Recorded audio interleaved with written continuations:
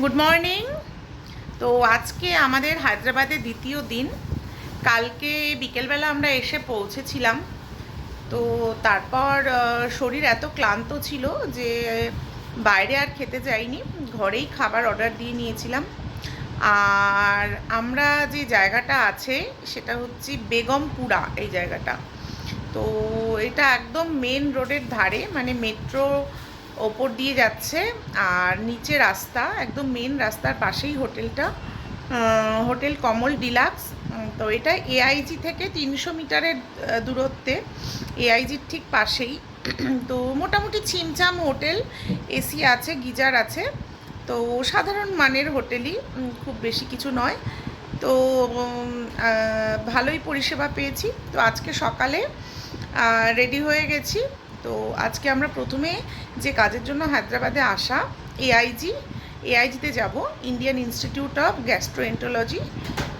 তো ওখানে যাওয়ার পর আমাদের কাজকর্ম সারবো। তো আজকের দিনটা এইসব ব্যস্ততার মধ্যেই কাটবে। দেখা যাক আজকের দিনটা কেমন কাটে। তো আপনারাও আমার সঙ্গে থাকুন।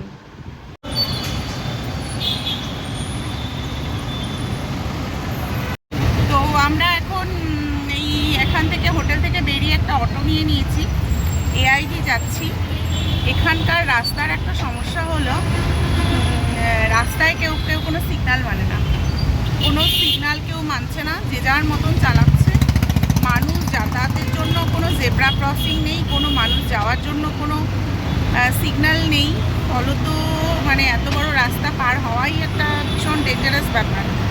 তো এটা একটু সাবধানেই এটা সবাইকে করতে হবে। সুপ্রভাত বন্ধুরা, আমি মৈত্রেয়ী, আর আমার চ্যানেল এক্সপ্লোর উইথ মৈত্রেয়ীতে আপনাদের সকলকে সুস্বাগতম। এখন আমি আছি হায়দ্রাবাদে, এবং হায়দ্রাবাদের বেগমপুরা অঞ্চল থেকে আমি এখন যাচ্ছি পাঞ্চেগুড়া অঞ্চলের দিকে। তো হায়দ্রাবাদ সিরিজ আমার চলছে, হায়দ্রাবাদের রাস্তাঘাট, হায়দ্রাবাদের চিকিৎসা পরিষেবা, হায়দ্রাবাদের খাওয়া দাওয়া, হায়দ্রাবাদের পর্যটন স্থল, সমস্ত কিছুই থাকবে এই ব্লগে। তো আজকের ব্লগ শুরু করছি হায়দ্রাবাদের সকাল থেকে। আমরা আজকে যাচ্ছি এআইজিতে আমাদের কিছু ট্রিটমেন্টের ব্যাপার আছে।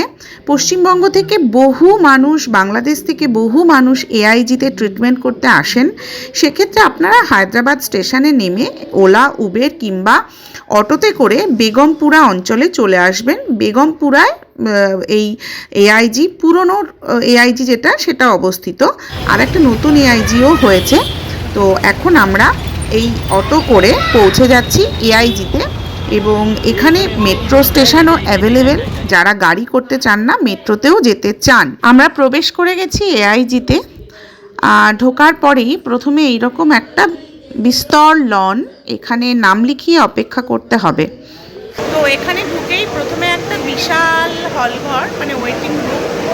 তো ওয়েটিং রুমে নাম লিখিয়ে বসে থাকতে হচ্ছে। দেন ওরা ওদের মতন করে ডেকে নেবে। তো তারপরে ডাক্তারের সঙ্গে অ্যাপয়েন্টমেন্ট।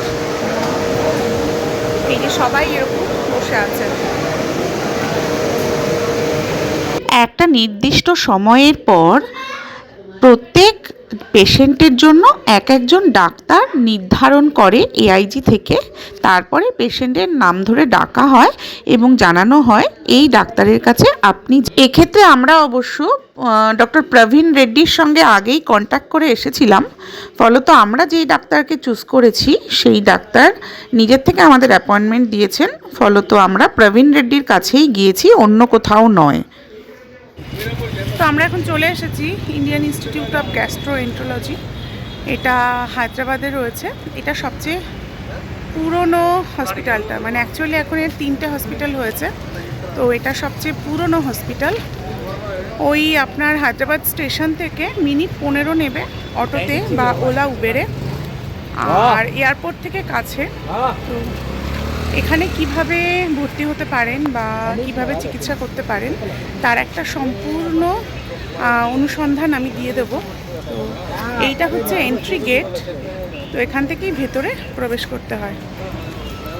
এটাই হলো মেন গেট, এখান থেকে ভেতরে আসতে হয়। এটা সবচেয়ে পুরনো, তাই এই বিল্ডিংটা অতটা বিশাল নয়, কিন্তু পরবর্তী সময় নতুন যে এআইজিটা তৈরি হয়েছে সেটা বিশাল বিশাল বড়। আমি পরের ব্লগে দেখাবো, সেখানেও আমরা গিয়েছিলাম। আর এইখানে একটা মজার ব্যাপার হচ্ছে প্রচুর বাঙালি হোটেল আছে, খাওয়ার কোনো অসুবিধে নেই। হসপিটালের সামনেই কিন্তু মেট্রো স্টেশন আছে, মানে মেট্রো করে আসা খুব সুবিধে। এখানে এই যে মেট্রো স্টেশনের এই গেটটা থেকে নামলেই জাস্ট হসপিটালের মুখ, এই যে এই রাস্তাটা দিয়েই হসপিটালে আপনি যেতে পারেন। আর এই যে মেট্রো স্টেশন, এটার নাম হচ্ছে ইরুম মঞ্জিল। এখান থেকে নেমেই জাস্ট 1 মিনিটের দূরত্বে হচ্ছে এই হসপিটাল।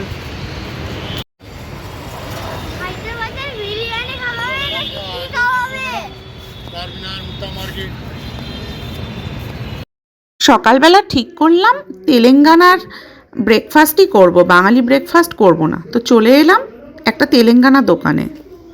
তো ইনস্টিটিউটের সামনেই একটা রেস্টুরেন্ট আছে। সকালবেলা চা খেয়ে হোটেল থেকে বেরিয়েছি, আর কিছুই খাওয়া হয়নি। রোদও আজকে বেশ চড়া, মেঘলা ওয়েদারটা আর নেই, তো এখন কিছু খেয়ে নেব। আর অভিষেক ভেতরেই আছে, আমি আর আমার ছেলে এসেছি কিছু খাবে।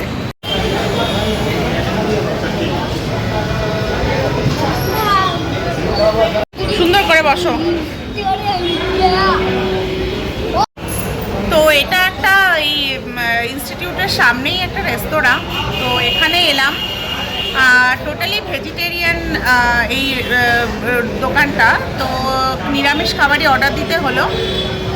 তো 70 টাকা করে থালি, ডাল থাকবে, 2 রকম সবজি থাকবে, দই থাকবে, পাঁপড় থাকবে, একটা ভাজা থাকবে। 70 টাকা করে ভেজ থালি, তো 2টো ভেজ থালি আর একটা কোল্ড ড্রিঙ্কস অর্ডার দিয়েছি। যেহেতু খুব গরম আর এবার আমরা সারাদিন ঘুরবো আজকে, তো সকালবেলা একটু হালকা খাবারই আমরা খেয়ে নিচ্ছি। আর এখানে ইডলি, বড়া, ধোসা এসব কিছু পাওয়া যায় না, না হলে ধোসাই খেতাম।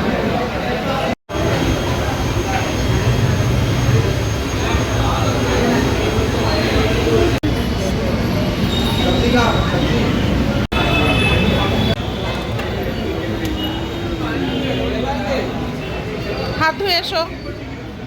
তো আমাদের খাবার দিয়ে গেছে, খাবারে কি কি আছে একটু দেখাচ্ছি।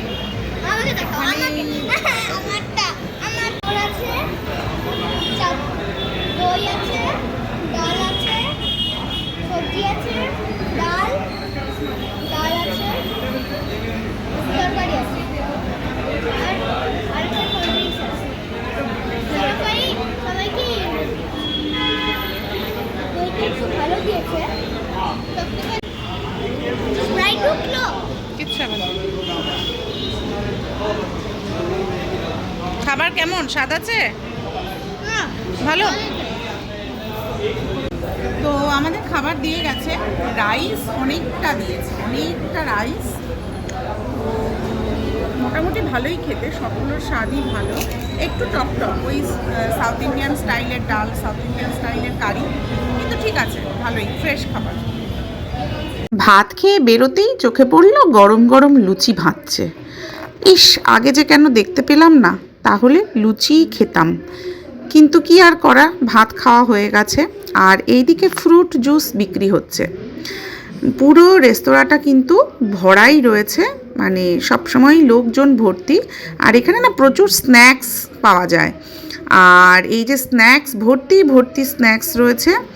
আর বেশিরভাগগুলোই ইরানি স্টাইলের বিস্কিট, ইরানি স্টাইলের প্যাটিস, তারপরে ইরানি স্টাইলের কেক, এইসব ভর্তি, আর ইরানি চায়। খেয়ে ফিরে আসতে আসতেই এআইজি আমাদের রুম দিয়ে দিয়েছে, বিরাট একটা ডিলাক্স রুম। আর টিভি, সোফা, ফ্রিজ সব আছে, আর ঘরটাও বিরাট বড়। 3 জনের শোয়ার মতন 2টো বেড দিয়েছে, বেডটাও দুর্দান্ত।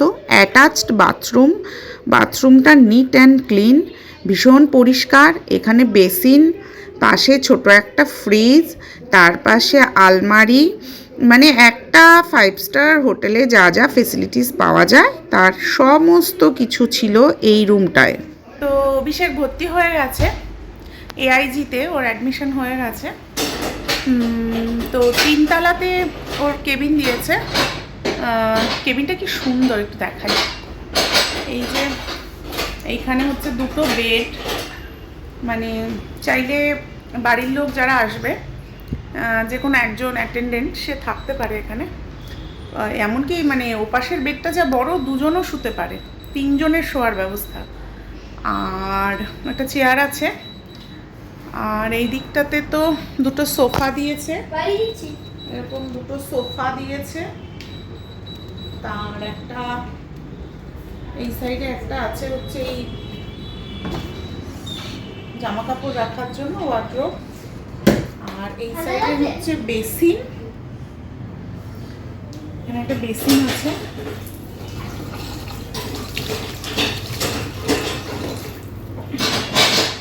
এখান থেকে পুরো বাইরেটা দেখা যাচ্ছে, খুব সুন্দর বাইরেটা, মানে এখান থেকে গাছপালা ভর্তি, প্রচুর কৃষ্ণচূড়া গাছ। মানে সাউথ ইন্ডিয়াতে তো এই ফুলের গাছ মানে ভর্তিই থাকে, সমস্ত রাস্তা জুড়ে ফুলের গাছ। আর এই জায়গাটা সেই ব্যাঙ্গালোরের মতন একটু স্লোপি, মানে রাস্তাটা একটু উঁচু, রাস্তাটা একটু নিচু, আর দুপাশে প্রচুর গাছ, ভীষণ সবুজ। আর গরম কিন্তু মানে সেরকম লাগছেই না, মানে কলকাতার গরম এর পাশে অনেক বেশি। আর এখানে একটা খুব সুন্দর কিউট একটা ফ্রিজ দিয়েছে, দারুণ একটা কিউট ফ্রিজও আছে। ফ্রিজে যদিও কিছু নেই। আর এই সাইডে হচ্ছে ওয়াশরুমটাও খুব বড় এবং নিট অ্যান্ড ক্লিন। তো পুরোটাই খুব সুন্দর, ঝাঁ চকচকে। আর এখানে একটা টিভিও আছে, একটা টিভি দিয়েছে। এটা কি বলে? এইদিকে একটা ফ্যানও আছে, আর একটা ডাস্টবিন আছে। এখানে বসার জন্য একটা চেয়ার দিয়েছে। তো এবার আসি এই ডিলাক্স রুমটির ভাড়ার কথায়।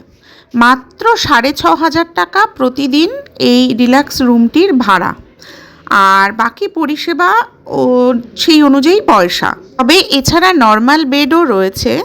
নর্মাল বেডের ভাড়া পার ডে 600 থেকে 1,500 টাকা পর্যন্ত, যেরকম খুশি যে নেবেন। তো আপনারা আসতেই পারেন।